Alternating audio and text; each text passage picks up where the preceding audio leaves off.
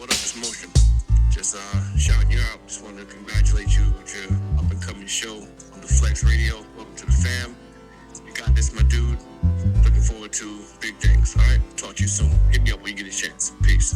You know the conversations we have is mental health related. Episode 1. Let's go.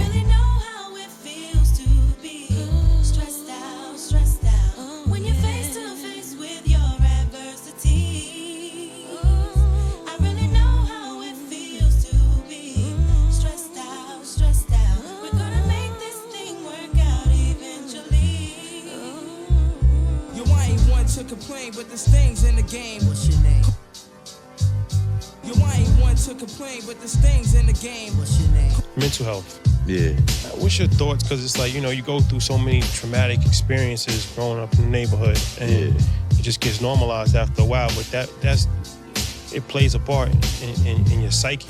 Nah, mental definitely. Health. Yeah. So it's like, how have you been coping with your own mental health, and what's your thoughts on people in just these type of environments, urban environments, as far as like really, looking at mental health as something that's important? Yeah, I feel like it's for me, it was like, damn, this again, bro. Like here it go again. Cause like I said, I lost my moms when I was young, bro. I lost my moms when I was 3. Lost my brother when I was like 13, and then my auntie died like within that same year, you feel me? So it me, I had to just find good people to be around, you know what I mean, to always like keep me going, you know what I mean, or just find something that I'm doing myself or what make me happy, bro, and that was this music shit. So I'm like, yeah, this my form of expression right here.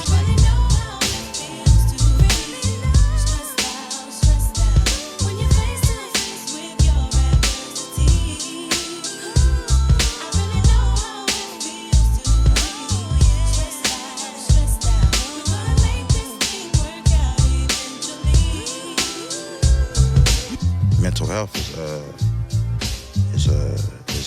is serious, bro. Like, cause this shit could either make you or break you, bro. Mm-hmm. You know what I mean? Or it could break you to make you into something even, you know what I mean, better. Yeah, yeah.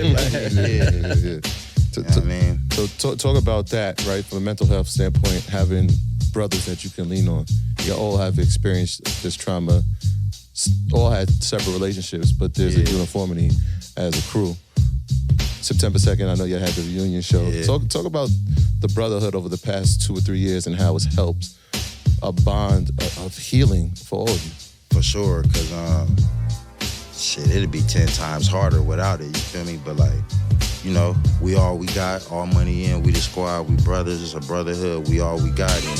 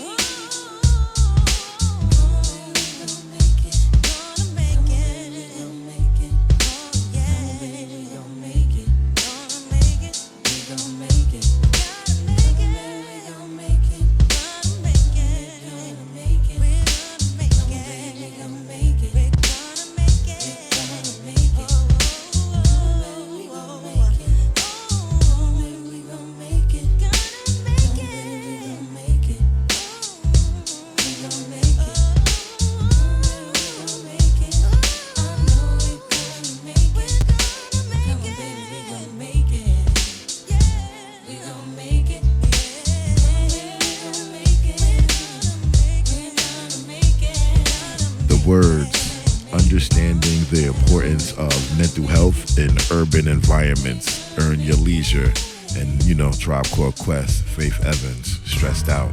Let's continue on. The RZA, Gravedigger instrumentals, Earn Your Leisure.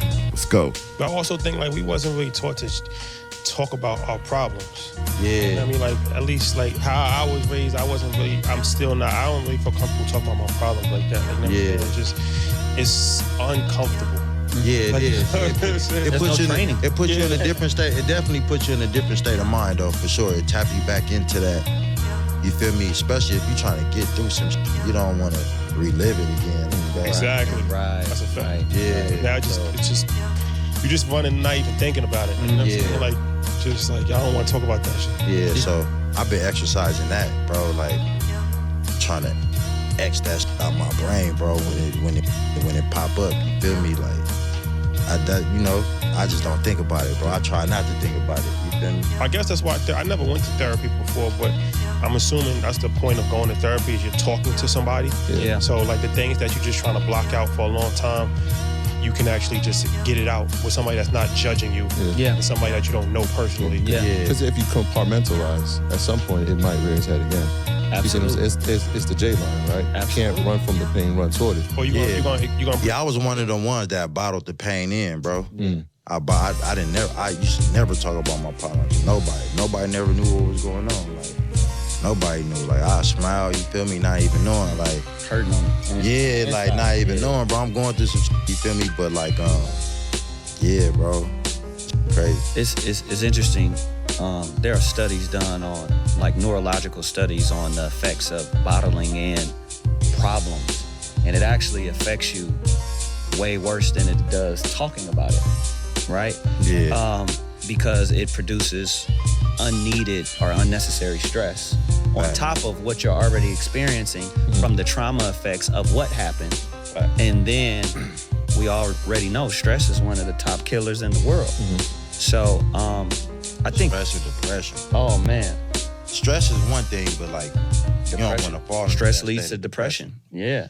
And So- depression is long term. Yeah. Stress is in the moment and But I feel like we all human. We all gonna deal with these emotions. We all gonna get these emotions. Ain't nobody exempt from none of it, bro. Like Nah. we human beings, so you know what I mean. It's all experience. We experiencing life. You feel me? It's gonna be things that get to us. It's gonna be things that make us feel good. It's gonna be things that put us up in the head. Like damn, I just seen. yeah. I gotta snap out of that. Like you feel me? Type. The reality is people understand, and sometimes I gotta use science, man, in mathematics, because it helps bring clarity to a lot of things in life. Yeah. We all made up of atoms, plus and minus particles, protons, neutrons, Yeah. right? Energy. So all Negative, energy. positive. Exactly. So Yeah. you can't even exist without positive and negative. Yeah, it ain't gonna work. The energy ain't gonna work right. We dealing with energy, bro. Negative and a positive. It's like a battery, bro. It won't work, bro, without a negative. And then there's so much trauma. Like I have a friend that got shot, and he was telling me, I know him for a long time. He just expressed this to me, like where he was like, for 2 years after he got shot, he like if he saw a car, he would like freeze.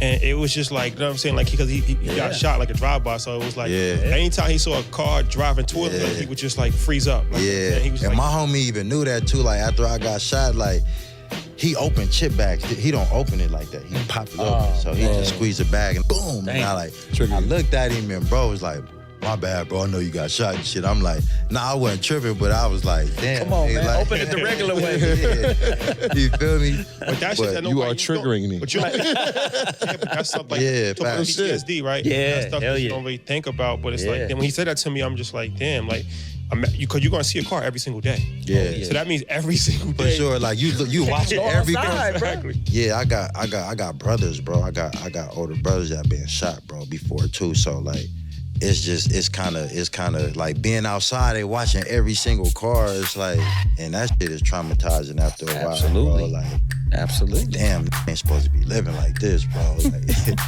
like this shit crazy, bro. Because you look at other people, bro, and they don't even look behind them once, bro. They just walking, just living life, enjoying life, bro. They don't care what car is behind them. Hell yeah.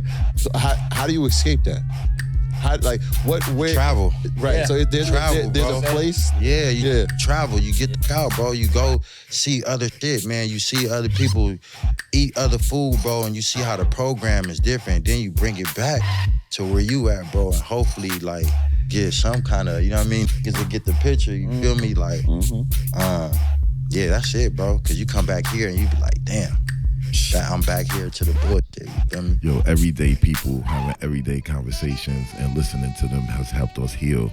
So me and the Queen is sharing the information that helped us with you. Enjoy. Peace. Black women just being black and a woman, and then when you add in other different social determinants of health, right? They are more likely to need mental health treatment, but less likely to seek it, right?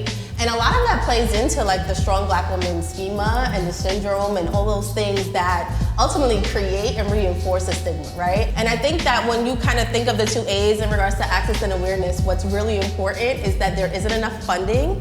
Therapy is very expensive, but also a big part of it too is there aren't enough providers that look like us, right? In my practice, something that I frequently hear is I don't have time to be depressed, right? And oftentimes, we don't necessarily take time to check in with ourselves because we are productive, and in the outside world, we look like we're thriving, right? Black doesn't crack, but internally, we're dying. I think that's so impactful to say, especially when you're coming from Brooklyn, where we have Little Caribbean right here, and 90% of the community that we're around are immigrants. So they come here and they're like, you should not be complaining because you had every single opportunity laid out for you. So now your family is also enforcing this strong black woman syndrome that we have to like uphold the family. You better have that good career, because if you're not making ends meet and you're still living at home with your mom and dad, are you even successful? Now, let me add disability in there. Am I even successful at 36 if I just moved out 2 months ago? What does society say about me? And then you lift this world up on your shoulders trying to say that you're good. And like I said before, you're just duct taping yourself to all of your responsibilities, never giving yourself time to breathe. So then everything just crushes you in. And it's overpowering. Like at some point or another, you're either on that list of saying, I can't handle this anymore and life is not worth it, or you're on the list of saying, I need to do better, and you're gonna seek help. But then when you're trying to seek that help, you're not finding anything that looks like you, or it's too expensive. And then you're right back into, I just need to suck it up. Like I will be 1,010% transparent. I didn't know that a lot of people thought the same way that I did about mental health until I really started telling my story on social media and being honest with people, like, hey, I used to suffer from suicidal ideations. Hey, I used to cut myself. Hey, I used to feel A, B, and C. And then there was this sense of community, but it also made me a little bit sad because when I think back to my mother or my grandmother or my aunt, they didn't have people around them having conversations like this. And it makes me kind of like disheartened that we're just having these conversations now about mental health, and it makes me think like, damn, if my mom had these resources, or if she knew that she had access to some of this stuff, where would she have been as a mother? Where would she have been as a wife? Where would she have been as a professional, just as a human being? Because a lot of the things that are passed down to us or are not passed down to us are because of lack of resources. Therapy changed the trajectory of my life. I would not be sitting in this seat if it were not for therapy. It allowed for me to think about my life, think about what I wanted, what I didn't want. And it just really affirmed who I am now and made me know that it was okay to have that as consistently as support. And I don't look at therapy as something that you should do only when you're in turmoil. I think it's something that you do like when you're going to the doctor, right? If you're having a checkup, if you're doing great, if your health is really good, then no, you're not gonna go see your doctor as much. But if you just sprain your ankle, you're gonna be going a lot more, right? And so I look at therapy like that and as a muscle that we should work, and that it's important, and it's not something that represents weakness. For so many of us, that's what we're taught. But I think the strongest thing that I ever did was go to therapy, and I'm so proud of my younger self because that step literally got me here, and I would not be who I am if it weren't for going to therapy. I think that therapy doesn't only teach you a lot about, your own mental health and wellness, but it teaches you a lot about like how you interact with other people in day-to-day life. Like I realize I suck at communication, which is really backwards because I'm a journalist and I'm somebody that talks to people every day. But I find myself even in therapy like clamming up or shutting down when something comes up that I'm not comfortable with. But it does teach me those interpersonal skills. It teaches me to hold myself accountable. Yo, it's hard to know when you need help with your mental health, and it's even harder to admit that you might need help, you know what I'm saying? So people that look like us, sound like us, walk like us, talk like us, enunciate like us, pronounce things like us, it helps hear that you're not alone, So you have some Swiss Beats instrumentals and some Grave Digger instrumentals with some more Earn Your Leisure. I really, really like that one. And we started off with a little bit of Unity, UNITY, Little Megan Thee Stallion. And now you're listening to the DMX, one of my favorite beats. And the words were a powerful mental health conversation, and it was Black women and mental health unheard. Powerful roundtable on YouTube that you could type in and check it out for yourself. So anything you hear, you vibe with, we'll cite the source. You can go check it out in its entirety. So stay tuned. I'm gonna let this DMX beat rock. As soon as I finish talking, I'm gonna play it back from the top so you can vibe out, you know, have some good memories, cry, laugh, reminisce. And then I'm gonna hit you with a segment called Community Corner, where we're gonna talk to my man out in Cali, the commissioner, and he gonna tell you what he doing outside on the streets, help these youth deal with mental health. So stay tuned. meheal.org, the Flex Radio, mental health radio, yo.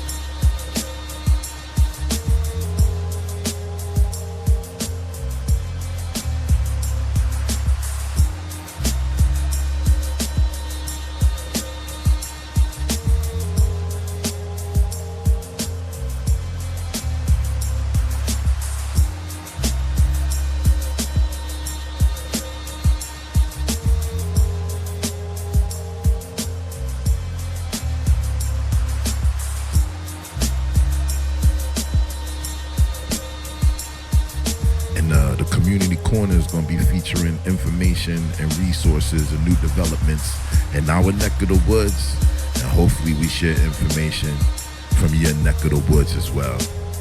Peace.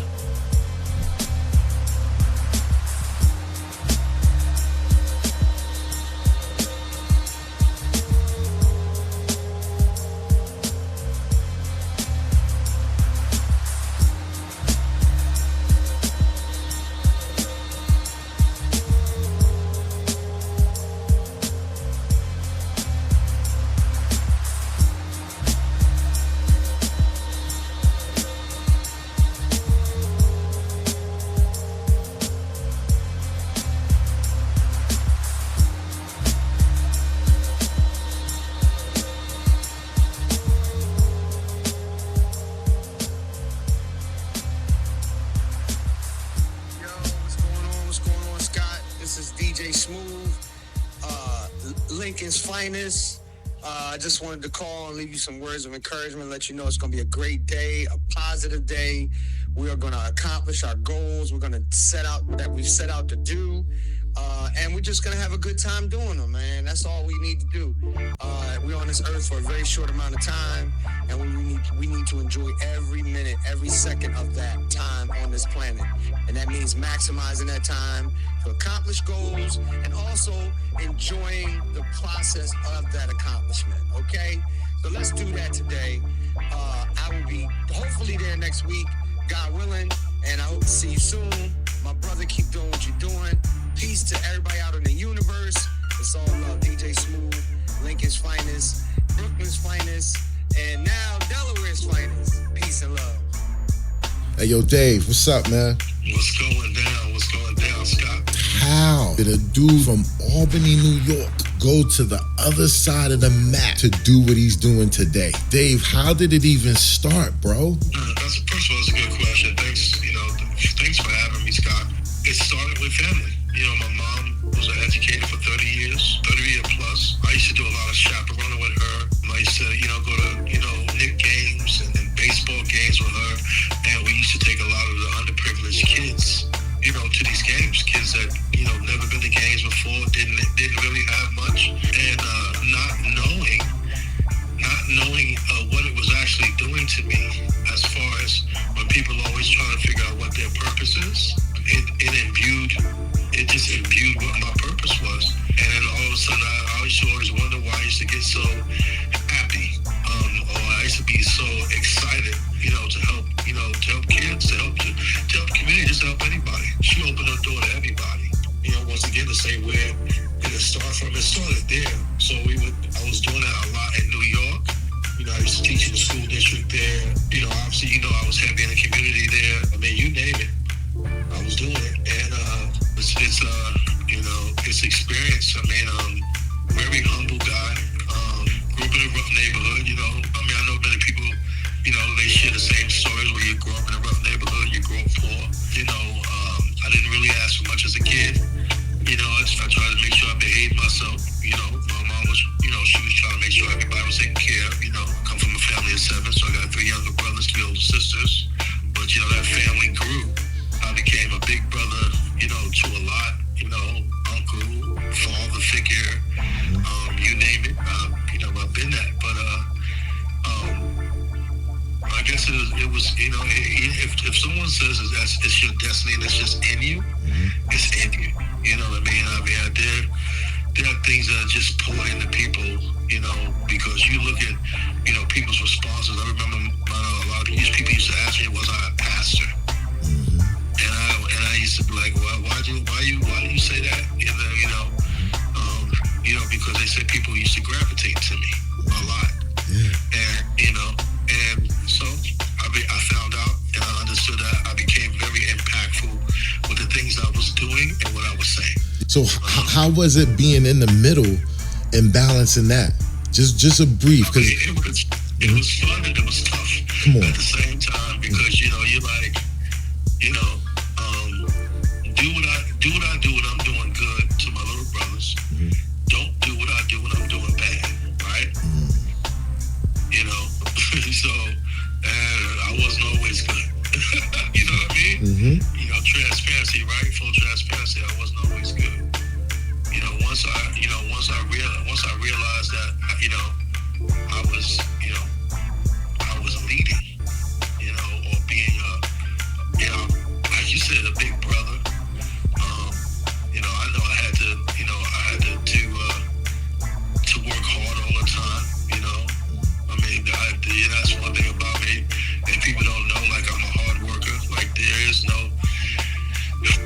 My challenge to people is that you can't outwork me. I don't make excuses. I don't point the finger at people and say it's your fault, the reason why something's not happening. I take accountability, for my actions. Like, I'll listen to people. I'll listen to everyone's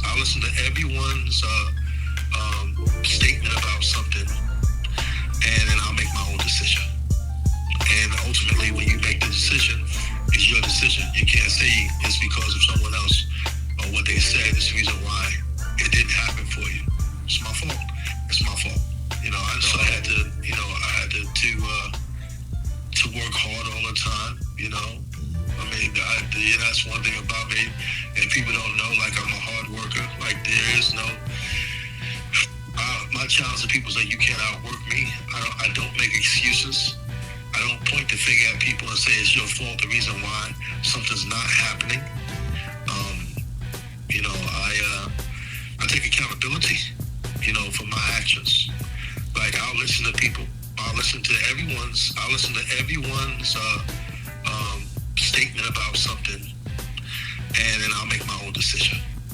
And ultimately, when you make the decision, it's your decision. You can't say it's because of someone else or what they said. It's the reason why it didn't happen for you.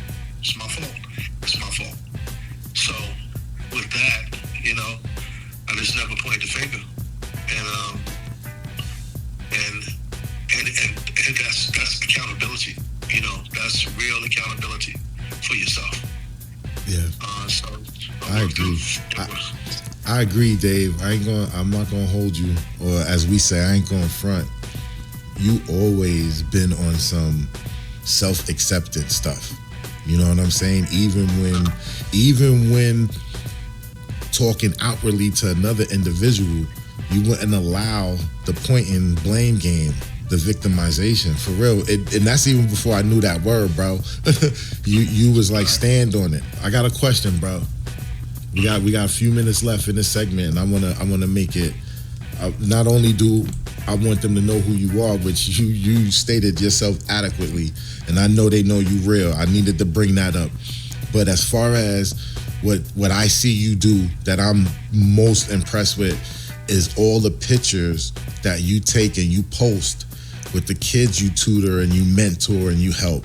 So now tying in being 1 of 7, tying in being 11 and the seeds planted by moms, tying in everything else you did, and we'll get into like high school and sports and basketball and teamwork and leadership, and also your 20-year career with, that company. How will you explain that makes you great at what you do with these kids today, bro? I think it's a passion. I have. Everybody tell you gotta have a passion for it. It's called doing the work. I don't really look for to be praised. I have the Good Brother Foundation. I have the Mentors in Action program. I have Keep Your Grades Up, Stay Out of Trouble campaign. I also have the Consistent Concerning Adults program. Look forward to that. That's being consistent in a child's life, but also be concerned about their traumas. 26% of children in the United States will witness or experience a traumatic event before they turn the age of 4. If our mantra here at Christian Cultural Center is Christ in Culture, and one of our core values is family, then it should be okay to talk about mental health and the effect it has on the Black community. Why do people behave the way they do? What is it? And I was raised in such a culture where I understood that we didn't talk about it. You didn't mention it. You need to get over it. Don't talk about it. And I kept saying, well, what is the it that no one wants to talk about? The it is trauma in our community. So when you asked about whether I had any sort of experienced any sort of element of mental illness or psychological trauma, I had almost overlooked it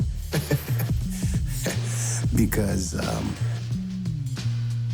it is oftentimes the things that are the most uncomfortable to remember, the things that we're the greatest at overlooking. It is oftentimes the things that are the most uncomfortable to remember, the things that we're the greatest at overlooking. I must have been about 14. I went to a boarding school. I started having these anxiety attacks, I guess you would call them, or panic attacks, and it would be the craziest thing. I'd be in a quiet place, the library, and all of a sudden my heart would just start beating real fast for no reason. And I'd start sweating, I'd get dizzy, and it kept happening more and more frequently. And I couldn't understand why. I didn't know what was going on. They had an infirmary for the students there on campus. And I ended up speaking with a therapist there. Through a series of sessions, she had me describe exactly what I was feeling. She was able to pull back, various layers and take me back to that evening, that night. And realized that there was an indelible imprint that was made on me. It brought back the panic of that moment, and it manifested itself physically. Severe neglect in childhood is the equivalent to PTSD. So when we start to look at 7 out of 10 of our children who say they have experienced some form of the ACEs, that's what it's called, the ACEs, the adverse childhood experiences, that's why we need to start having these conversations, because our children are being born in trauma. A lot of people don't know that this exists, and so they believe that it started with them. And the dangerous thing about that can also be that they internalize themselves to be no good, to just be a problem to family, be a problem to society. Sometimes the family can't help each other because the family is the reason why the wounds are there. They never talk to me about it. We've never discussed it, even till this day. And I just assumed that, my aunt would tell my mom because they were best friends and they were sisters. And till this day, not a peep, not one word. And I grappled with that. I lived with that. And I also became very angry to the point where I just reacted and I built up such walls that it took a whole lot for God to help me through and manage my emotions and to even trust, family members, to trust people, and very difficult thing to live with. The situation that happened with the molestation, I was able to share with her in a very indirect way because something else happened in the family with somebody else, and the trauma came up, and I responded to her and I said, well, people said this about me. They said that I was mean. I was labeled because I had to go in defense mode, because people knew what happened to me and they didn't do anything about it. And she was really quiet.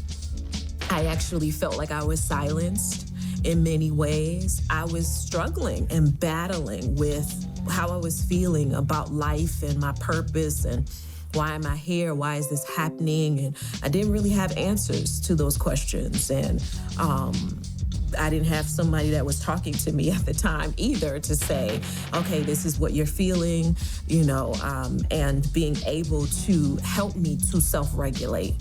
And I went up to the roof and I did. I contemplated jumping off, and I'm thankful. I'm thankful that it was a thought only and it wasn't something that I actually succeeded in, because I wouldn't be able to be here today to even share my story. I remember I was still at school.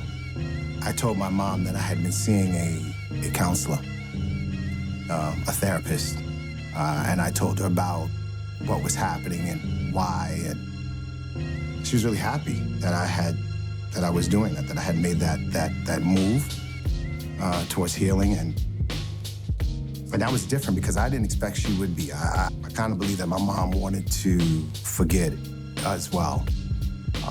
She was sort of hurt and perhaps even ashamed. It's so important that we don't take our behaviors and our way of thinking just as, well, you know what? This is just who I am. No. When did it start? Where did it start? How was your mom? How did your mom behave? How did your dad behave? How did your grandparents behave? What was their mental health like? Their emotional health? What tools do you feel were transferred to you in order to cope with the situations that arise in life? And interestingly enough, in the Black community, the African American community, you'll hear, well, they never talked about anything. They never shared. And so if that information was not transferred down, then it causes me to ask, what other conversations have not been had within our communities, within our families? I believe that there's a certain level of shame that's tied to it, So many people have, in our culture, have presented this image. We're more image conscious than being honest. I am not ashamed to say that I am an overcomer because first I've overcome by the blood of the Lamb and the word of my testimony. And my testimony is this, that I've overcome the heaviness of depression, suicidal thoughts, and even molestation. I've overcome the overwhelming need to emotionally edit because of my responsibilities. I've overcome the need to please everybody. And here I am today, transparent and an overcomer. Process. Now as an outcast, I was born, wasn't warned of the harm that would come to meet me like MetLife, but yet life done sent me through a lot of ups and downs like it ain't nothing, like elevators, but I ain't the one that's pushing the buttons. I got off at the 13th floor when they told me that it wasn't one. They said it's skipped from 12 to 14. Still smoking, still drinking. No, I'm sitting on the Lincoln 4 a.m. thinking that in reality the world is like a ball full of players. We trapped off in this maze with walls made of layers and only prayer is the tightest game that you can have. The devil's taking a swing, that mind is spraying the broken glass, but my crystal ball see the pistol fall to the wayside. Nobody would die in cops and robbers when we used to play ride. Only thing we feared was Williams Wayne. Never thought about hitting licks or slanging cane.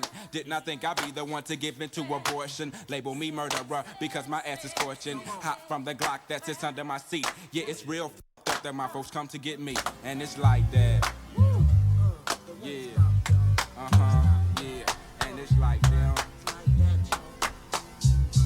And it's like that. And it's like that. We all go through stuff, but you gotta love the overcoming part, right? You gotta love that part.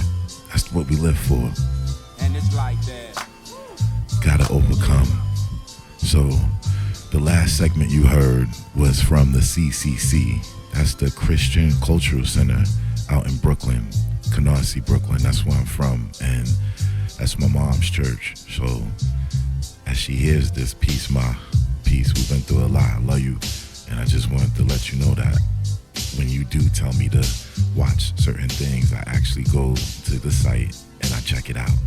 And that is from watching what she sent me one day. She actually sent me a sermon and her singing in the choir, which is huge. But in addition to that, I went further and I picked up that gem. So the instrumentals you were hearing the CCC over were from Organized Confusion, if you remember that group. And prior to that, the group consists of Prince Poe and one of my favorite MCs, Pharaoh Monch. Peace to Organized Confusion. And prior to that was Dave, the commissioner, and we were speaking over some DMX instrumentals. The reason for the Outkast snippet at the end was to show the correlation and what we've been going through, what we've gone through, and how it's in the lyrics. And as adults now, we see that. So just a part of the show where I cease talking, and I'm gonna take this instrumental from the top, Tribe Called Quest. I really know how it feels to be stressed out, featuring Faith Evans. And of course, rest in peace to Phife Dawg. And the reason I'm gonna let the whole instrumental play so you can vibe and relax, clear your mind. And then I got another segment after this. Peace.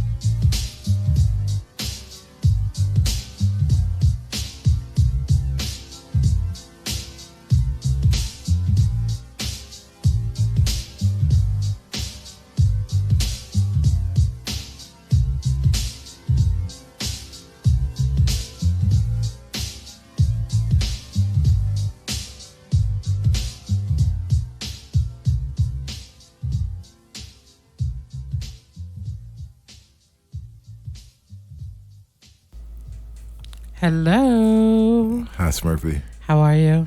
I'm good. Say peace to the people, yo. Hello, good people. Thanks for listening. Thank you for being here. Thank you for tuning in with us. Absolutely. And we hope that previous instrumental gave you some peace and some good vibes. Yeah. Know? Like Queen. Everywhere you go, everywhere any of us go, everybody talking. Absolutely. A speaker, a preacher, a song, a coach, grandma, a family member, absolutely, a friend. Everybody's talking, and it's okay. But sometimes, like you showed me through the years, man, peace and quiet, or just a good instrumental for some of us is just what we need for the moment. Oh yeah, absolutely. You know what I'm saying? For sure. I need the peace and quiet to reset sometimes. Word. And I feel like life is heavy, so we all need peace and quiet, just like you said, to reset. And I feel like the information that we're giving, sharing, is also heavy. Very much so. So every now and then on the show, just gotta take a break from the words. Absolutely. You know what I'm saying? That way everybody has the time to absorb the information that's been given. Reflect on, how it applies to them, if it applies to them. Word. I love it. Word. Like, just a moment, like you said, absorb, reflect, apply, smile, laugh, cry, whatever. Yeah. You know what I mean? Sometimes just sit with the feeling. You know what I mean? Yeah, and there's nothing wrong with sitting with it. Not at all. And self-addressing it before you talk to somebody else, or however you come to that self-reflection. We just want help with it. That's it. That's all we do. That's it. Just want to provide the resources so that help is there. Word. And also, that you're not alone in your thinking, even if it quote-unquote seems crazy or ahead of time. Absolutely. So some of the information we're going to be sharing is going to be from a long time ago. In today's talking could be a few months, but we're talking years. Yeah. Like, we're taking it back. Way back.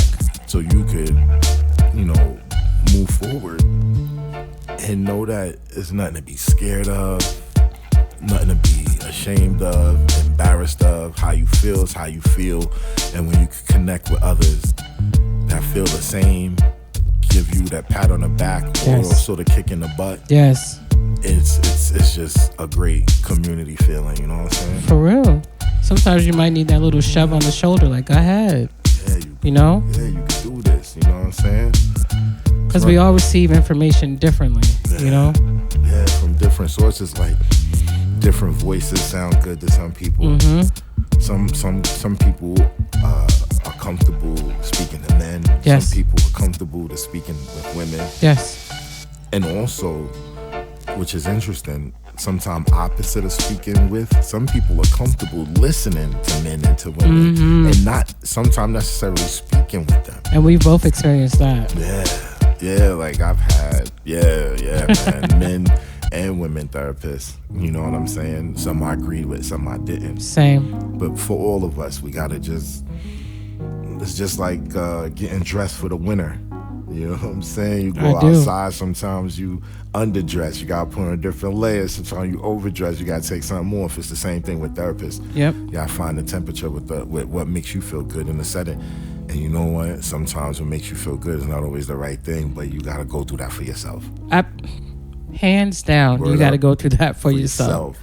Because sometimes, especially if you've never experienced it, you can't take somebody else's word.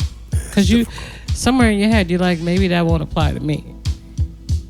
Until what? Until it does. until the experience or the self-acceptance hits it, right? Absolutely. I don't know sometimes which one is first. I don't. You know what? I think it's situational. Yeah. Absolutely. I think it's situational. Sometimes information is easier to receive than other times. Big time partner, Ice Queen. No worries. Man, doing this helps me heal, Smurfy. I'm grateful for anything that helps you heal, just like you're grateful for anything that helps me heal. Word. You know? Yeah, man. Thank you for sitting and doing this with me today. It Of means course. a lot. You know, You're my Smurfie. and it's like drawing. You know what I realized, like What's with up? the hoodies. So this is an adaptation of what the Queen and I was doing, called 10-10 Tuesdays. We at one time would go live every Tuesday at 10 p.m. Remember, Smurfy? Yeah, absolutely. You give us 10 minutes, we'll give you a piece of our world. And then we will hold And up I do the the little little sign. pinchy fingers. Shout out to Stripey for always doing that with you. But we kind of got known outside of our neighborhood from these hoodies I was drawing on when I was, going through my verse, and we'll get to that.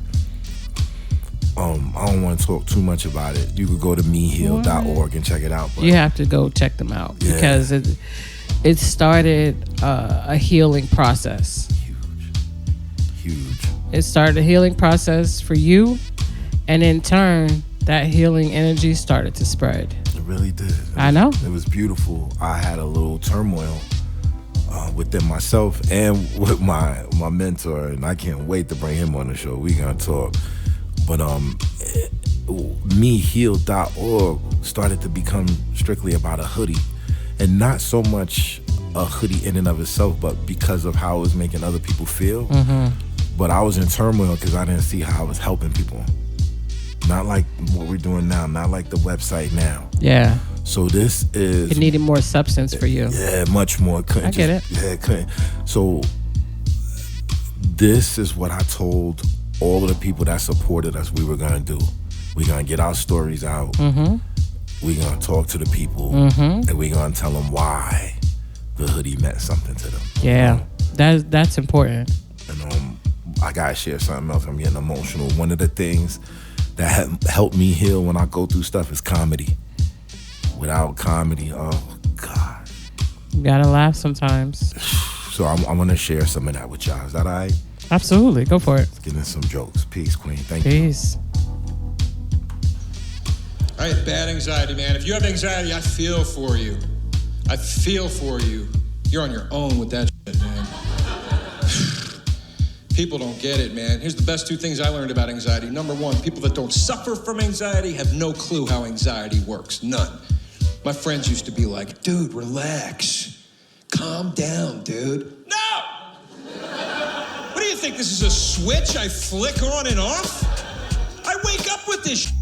When you have anxiety, you wake up with it. I used to be catapulted into every morning. The second my eye would see the ceiling fan, I'd be doing 95 miles an hour downhill. That's how I'd wake up. Just...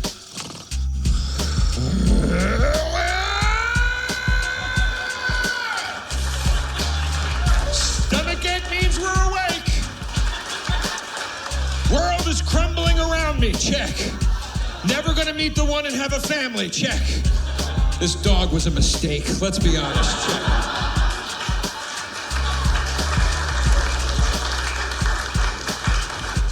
Here's the second thing I learned about anxiety.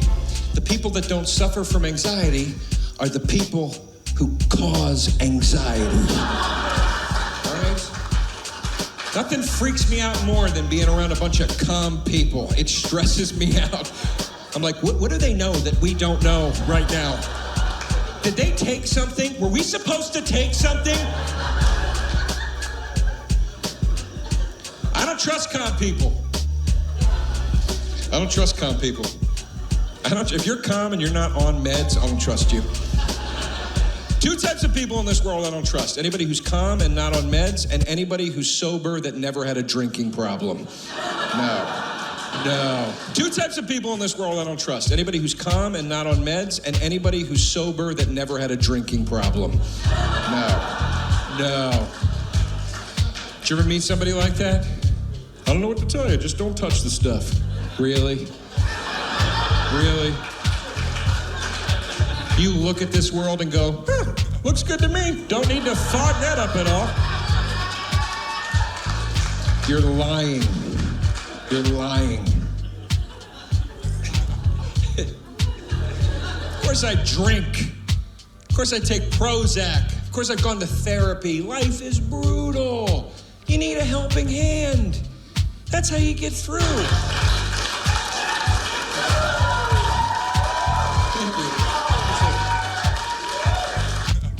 You know, why is it so many times the people who are the funniest deep down have a horrible sadness? Are comedians more depressed? I bet there's a lot of depressed stockbrokers. I don't know. I'm no expert. Just another white guy in his 30s with glasses who does comedy and gets sad. There must be something to it. Like, you know, there must be something to it. If ignorance is bliss, then the opposite must be true also, where clarity is misery. I have this theory that maybe percentage-wise, comedians aren't more depressed than the rest of society. Maybe the rest of society just isn't talking about it professionally. The question of like, can you tell us a little about your journey with mental health? That's a tough one because it's like either a very long story or the bullet points get scary fast. Yo, so this is not just a show. This is me healed in action. I needed to play some comedy because that is one vital vitamin in my life that I need, which is laughter. Yeah, mine is nature. So real quick, Queen, Yes. we played some Goody Mob instrumentals while you were listening to a comic named Joe La Rosa. I hope I pronounced it correctly. You can type it in on YouTube. I told you we're gonna cite all the sources. Everybody. And it's anxiety and depression. So you type in comic Joe La Rosa, look up anxiety and depression. Another thing I want to share, we edit what you hear, all right? And I put it in the form that is soothing to my soul. Some of this stuff is harsh, just like life. And Serious. we're just giving it to you in the best form. So the reason for citing the sources is not only showing respect to the people who put the information out there for their reason, not only to honor how it helped us, but we cite the source so you can go hear it in its completion. Yes. There goes that comedy. That's what we need. We need more laughter, you know, to deal with everything. But I see you got a special guest in the building, somebody near and dear to you, Mr. Hires, aka Scott. Take it away. All right, yo, so we at the last segment of the show now, and I don't think it's appropriate that I present the music that helped me heal and all of these different segments and other people without talking a little bit about myself. Peace. You know, I thought that would be real. Yes. So nobody would ever get it confused like this is coming from a perfect source, trying to tell you what to do when I'm equally in it. So right now, live in the studio, can I announce you how I want to announce you, brother? Yes, sir. My motherfucking therapist, LMSW, right? That's right. Let me put the respect on it. LMSW.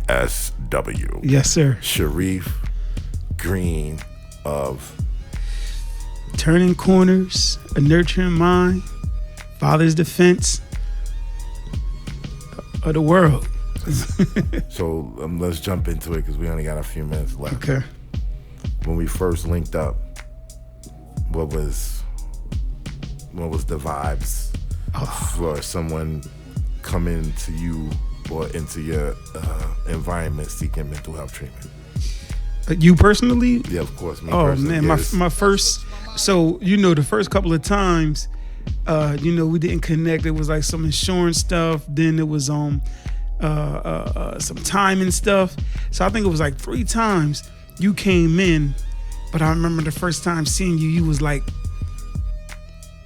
bubbling, like ready to explode, like just trying to maintain and hold it all together. And to be honest, if we gonna be honest, I was like, I want this case. I want this case because it's easy. You know what I mean?